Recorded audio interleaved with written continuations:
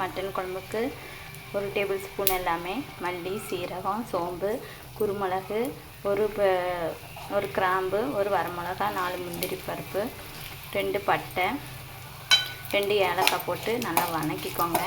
கசகசா ஒரு ஸ்பூன் போட்டு நல்லா வணக்கிக்கோங்க. இந்த மாதிரி சிம்மில் வச்சுக்கோங்க. சிம்மில் வச்சு நல்லா வறுத்து அது கூட சின்ன வெங்காயம், 10 பல் பூண்டு போட்டு நல்லா வணக்கி எடுத்துக்கோங்க.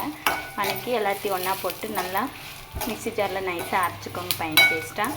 அப்புறம் ஃபைன் பேஸ்ட்டாக அரைச்சதுக்கப்புறம் தனியாக மட்டன் வேக வச்சுக்கிறதுல இஞ்சி பூண்டு பேஸ்ட்டு, மஞ்சத்தூள், மட்டன் மசாலா, சக்தி மட்டன் மசாலா 1 டேபிள் ஸ்பூன், அப்புறம் மட்டனுக்கு தேவையான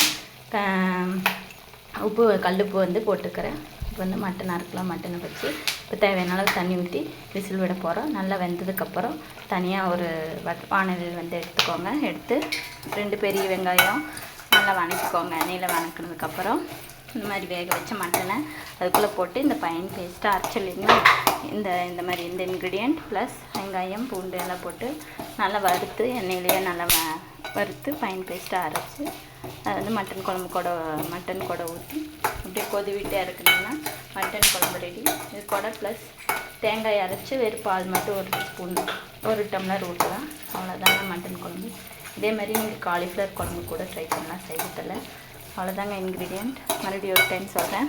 1 டேபிள் ஸ்பூன் மல்லி, சீரகம், சோம்பு எல்லாமே 1 டேபிள் ஸ்பூன், 4 முந்திரி, குருமிளகு, ஒரு வரமிளகா, ஒரு கிராம்பு, 2 பட்டை, 2 ஏலக்காய், 1 ஸ்பூன் கசகசா எல்லாம் போட்டு நல்லா வறுத்து எடுத்துக்கோங்க. நல்லா மிதமான தீயில் வறுத்து எடுத்துக்கோங்க. எடுத்து சின்ன வெங்காயம், 10 பல் பூண்டு சேர்த்து அரைச்சிக்கோங்க. இதையும் வணக்கி நல்லா அரைச்சிக்கோங்க. இது கூடயே வணக்கி அரைச்சாலும் சரி, தனியாக வணக்கி அரைச்சாலும் சரி. ஃபைன் பேஸ்ட் எடுத்துக்கோங்க. அதுக்கப்புறம் இஞ்சி பூண்டு பேஸ்ட்டு, மஞ்சத்தூள், உப்பு, அப்புறம் மட்டன் மசாலா, சக்தி மட்டன் மசாலா போட்டு மட்டனை நல்லா வாஷ் பண்ணி இந்த மாதிரி குக்கரில் நான் சொன்ன இன்க்ரீடியன்ட்களை போட்டு நல்லா வேக விடுங்க. அதுக்கப்புறம் இது கூட தேவையான மட்டன் முங்குற அளவுக்கு தண்ணி ஊற்றி ஒரு 5 விசில் 6 விசில் விட்டுருங்க. அதுக்கப்புறம் 2 பெரிய வெங்காயத்தை மறுபடியும் எண்ணெய் ஊற்றி வானலில் வணக்கிக்கோங்க. வணக்கிட்டு வேக வச்ச மட்டன் அதுக்குள்ளே ஊற்றிக்கோங்க.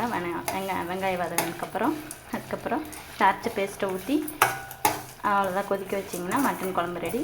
இதே மெத்தடில் நீங்கள் காலிஃப்ளவரும் ட்ரை பண்ணலாம். அவ்வளோதாங்க. நீங்களும் மறக்காமல் ட்ரை பண்ணுங்கள். தேங்க்யூ.